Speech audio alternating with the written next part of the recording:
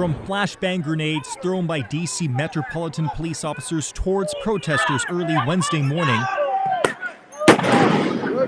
to natural OC pepper spray sprayed at protesters at close range.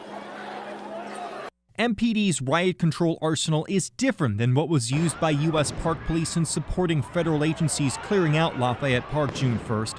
U.S. Park Police was caught on camera using stinger ball grenades that spray rubber pellets at high speed and natural OC tear gas, while U.S. Bureau of Prisons officers responded with the tear gas launchers. WUSA 9 collected the canisters, including artificial CS gas used by federal officers June 1st.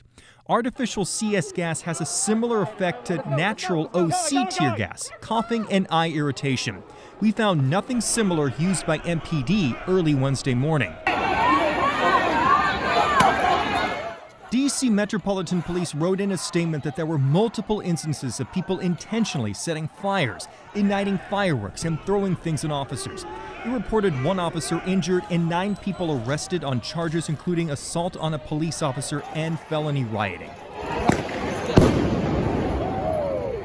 A spokesperson added, MPD will always protect the rights of those engaged in peaceful First Amendment assemblies. However, those who engage in criminal and harmful behavior will be held accountable.